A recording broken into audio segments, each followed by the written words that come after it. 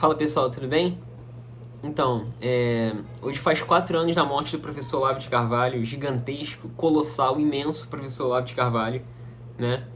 Certamente aí das minhas maiores influências intelectuais, mudou completamente a minha vida, né? Não só do ponto de vista intelectual, mas assim da forma como eu enxergo, como eu lido com a minha vida, como eu lido com as pessoas, como eu me relaciono com as pessoas, foi essencial na minha conversão, né? Se hoje eu resenho um terço pela alma dele, foi também por causa dele, né? Teve o dedo dele nesse processo aí, né? E eu acho que de muitas pessoas também. Enfim, eu quero comentar aqui sobre qual foi a importância dele na minha vida, tá? Assim, geralmente o pessoal quando vai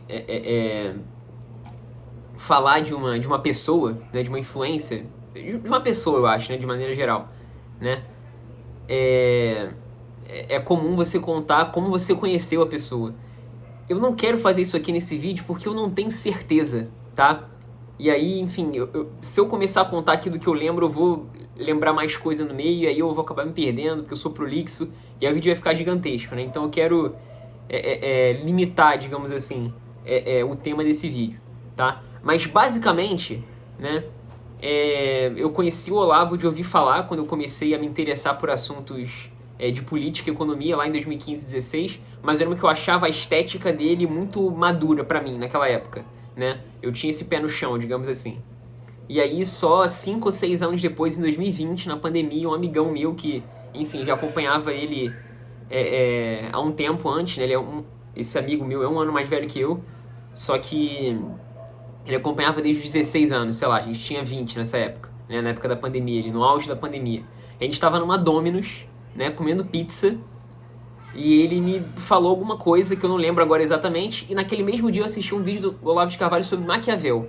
É um olhar completamente diferente do que, enfim, a gente se acostumou a ouvir, né, de que Maquiavel era um gênio da política, porque ele abordava, ele tinha um olhar pragmático, né, sobre a política e, enfim, isso era mais real, né, do que o olhar mais idealista, por assim dizer, que o...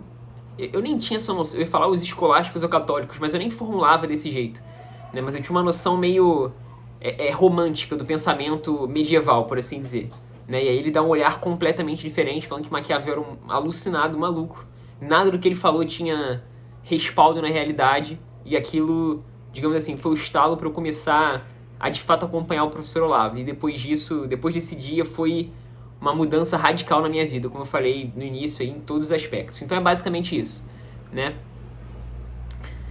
Enfim, então interromper aqui a história de como eu conheci ele, senão vai ficar muito cheio o vídeo. Foi basicamente assim, né? E até hoje eu acompanho ele praticamente diariamente, né? Tem 6 anos, olha que loucura, né? Para você ver o nível de influência dele. E aí, tem 3 ou 2 coisas que pra mim foram, assim, fenomenais, né? Primeiro, e a mais importante, que mudou radicalmente a minha vida, né? E a forma como eu lido com a minha vida intelectual, né? Por assim dizer, e tomei algumas decisões na minha vida tendo como base esse mindset, por assim dizer. Olha que palavra tosca, né? Mas enfim, que é basicamente você tentar encontrar na realidade os objetos aos quais as palavras dos livros e dos PDFs se referem. Isso foi, tipo assim, um negócio... Eu sei que parece algo simples, mas ele bate muito nessa tecla. Qual é a referência real daquilo que tá... assim, do que você tá lendo, né? Ou daquilo que você tá falando. Aquilo que você tá falando, né? Corresponde à realidade das coisas mesmo, né? Realmente corresponde à realidade das coisas, né? Ou você tá só... E aí entra outra questão, né?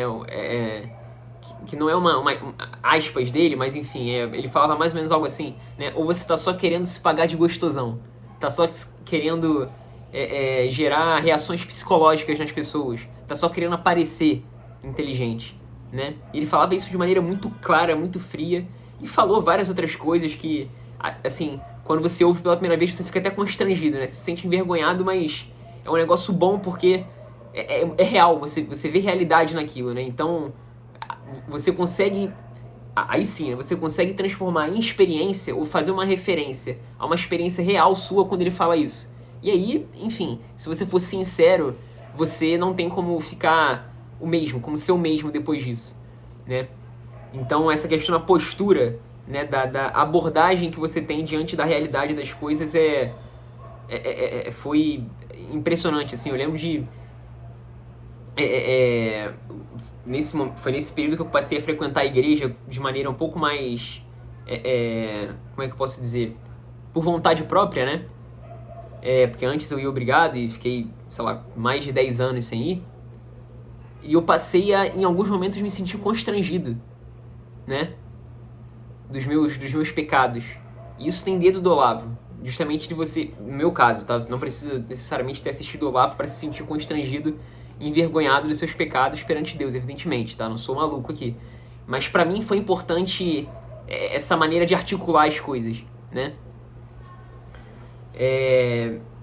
E, de novo, né, essa questão que eu falei no início, aí é mais técnico ali, intelectual, de você sempre buscar na realidade aquilo que você tá lendo, aquilo que você tá ouvindo, ou aquilo até que, às vezes, que você tá falando, que você fala meio que sem pensar, e enfim, como eu disse, muito mais com interesses baixos ou superficiais do que profundos e verdadeiros, né, de fazer a pessoa realmente, de você querer realmente espalhar a verdade, dizer a verdade, fazer a pessoa compreender essa verdade, né, partilhar dessa verdade, né.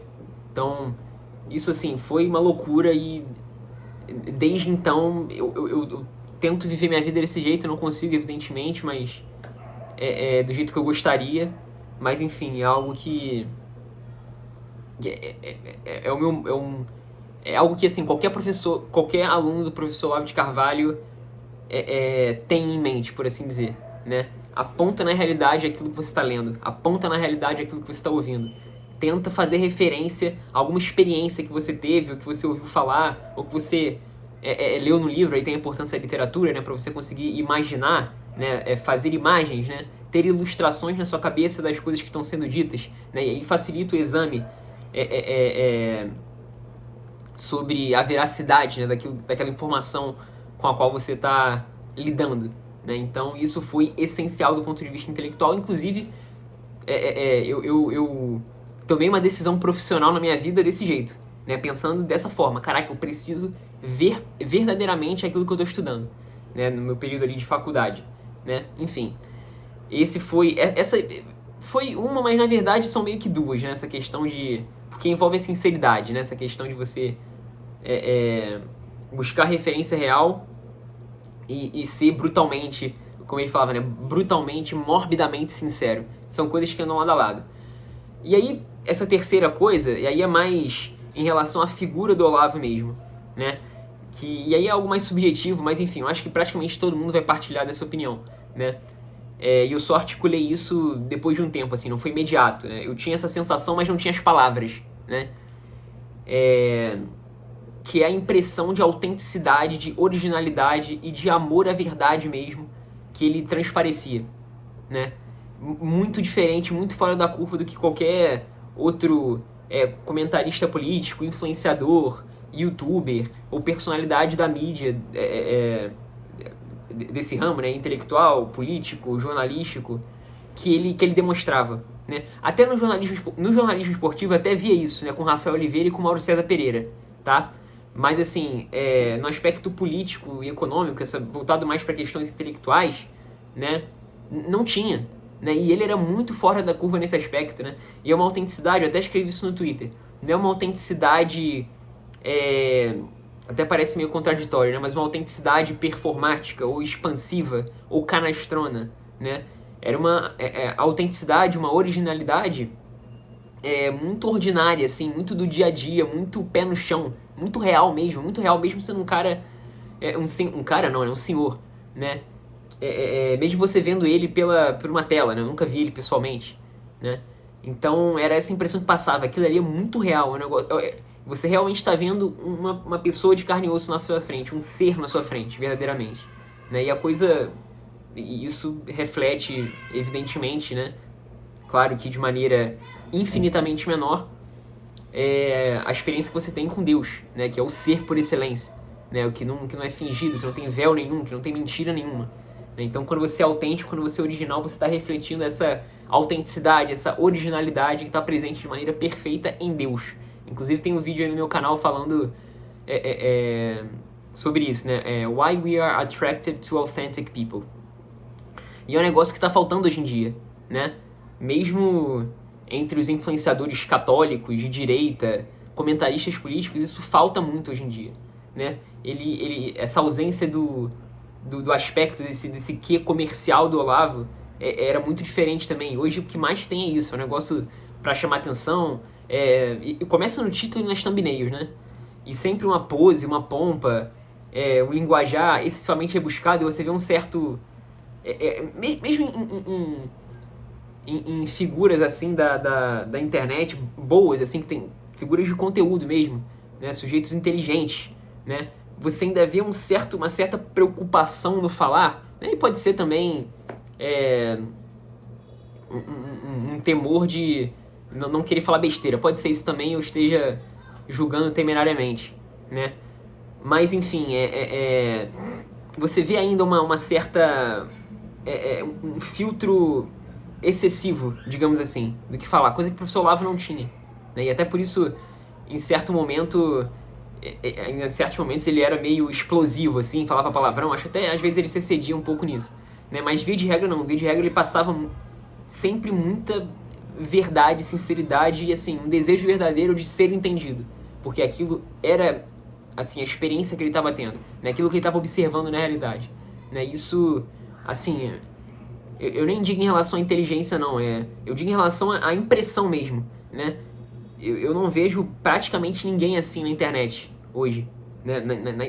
Eu digo na internet porque é onde a gente consegue ver mais... Internet e televisão, né? Não estou falando de autores de livro porque a gente não tem como interagir diretamente com esses autores. Mas tem como você perceber sinceridade, sim, na escrita. Por exemplo, o Rothbard é muito sincero, o Hoppe... para falar de autores que eu tenho mais intimidade, né? Intimidade entre aspas, né? Que eu li mais livros, mais obras, enfim, né? Mas enfim, dos que são da mídia aí, da internet, eu não consigo colocar nenhum nem próximo. Talvez o Paulo Cogos, né? O Cogos passa uma sinceridade muito grande naquilo que ele está fazendo, né? E muita autenticidade, sempre muita naturalidade no falar, né? Enfim, mas de resto... de novo, eu não tô falando aqui agora de nível intelectual, de cultura, enfim, de erudição que o professor Olavo dava show. Isso eu acho que realmente ele nada de braçadas, por assim dizer, né? Tô falando em relação à impressão de autenticidade mesmo, de amor à verdade, né? Tirando o Paulo Cogos, assim, eu não consigo ver ninguém mesmo que se compare, assim, nem de longe, de verdade. Tem vários muito bons que eu gosto muito, mas... Eu não consigo citar aqui porque a diferença ainda é muito grande, entendeu? E aí, enfim, isso fica de lição pra gente, né? Que tenta, assim, fazer eu ia dizer trabalho, mas aí eu ia soar muito... Não ia soar verdadeiro, mas que tem esse interesse, essa vocação intelectual, né? E principalmente os comunicadores, né? De tentar se inspirar não só nesse aspecto da erudição, da cultura... e da busca pelo conhecimento, mas também na postura que você tem. Eu acho que uma coisa decorre da outra, tá? Eu acho que quanto mais verdadeiramente inteligente, calcado na realidade você fica... Pedro Augusto, lembrei. Pedro Augusto é um cara que pode ser citado nesse vídeo também. Pedro Augusto, pra mim, acabei de lembrar, o melhor aluno do Olavo, assim, entre esses que estão mais em evidência na mídia, enfim, na internet e tal, né? Mas, assim, eu digo usar de referência não só esse aspecto da erudição, da cultura, mas da postura, né? E repetindo, eu acho que é meio que natural se você cresce na vida intelectual, cresce na fé, e assim, passa a viver com os pés mais calcados, mergulhado na realidade, assim, fica praticamente impossível, né? De você agir de maneira... pedante, presunçosa, arrogante, né? Porque, enfim, não tem sentido você viver desse jeito se você realmente compreende a realidade, né? E você vê como você é pequeno em relação a ela, evidentemente. Não pode nada sem Deus. Essa é a conclusão que você vai chegar. Eu tô, obviamente, simplificando. Mas, enfim, acho que a principal lição assim que a gente pode tirar é essa, né? A nossa postura, principalmente, né? Mais do que ler muitos livros e assistir muitas videoaulas, é a postura que você tem diante da realidade, né? Sempre curiosa, sincera e humilde, né? Enfim, já tá com 15 minutos aí o vídeo, coisa pra caraca. Outra coisa que eu lembrei, essa que tem a ver com essa questão da originalidade e autenticidade, de você fazer o seu caminho, né? De você não se limitar por ideologias ou por esquemas pré-concebidos das coisas, né? Você realmente dá vazão aos seus interesses, né? Desde que eles sejam evidentemente lícitos, né? E não imorais, né? Eu tenho interesse em ouvir baixaria, praticar baixaria, ou sei lá, viver uma vida degenerada. Aí não, evidentemente, mas você se permitir dar vazão aos seus interesses sinceros e genuínos, independentemente do que os outros vão pensar, independentemente dos seus esquemas, que ele falava, né, dos seus esquemas lógicos pré-concebidos, né, dos seus esquemas morais, ideológicos pré-concebidos, né? Não se apegue a isso não, não se apegue a isso não. Dá vazão, deixa isso extravasar, né? Se for pra quebrar a cara, que quebre, mas vive a experiência, né? Vive a experiência, óbvio, desde que seja lícita, pelo amor de Deus, né? Fazer essa ressalva. Enfim, outra coisa importante aí que ele falou que agora eu me lembrei, né? Não sejamos Ivan Illich, né? Não vivemos a vida fazendo só, enfim, aquilo que esperam que a gente faça, aquilo que parece certo, não. Se deixa levar pelo seu impulso, evidentemente, desde que ele seja lícito, obviamente, né?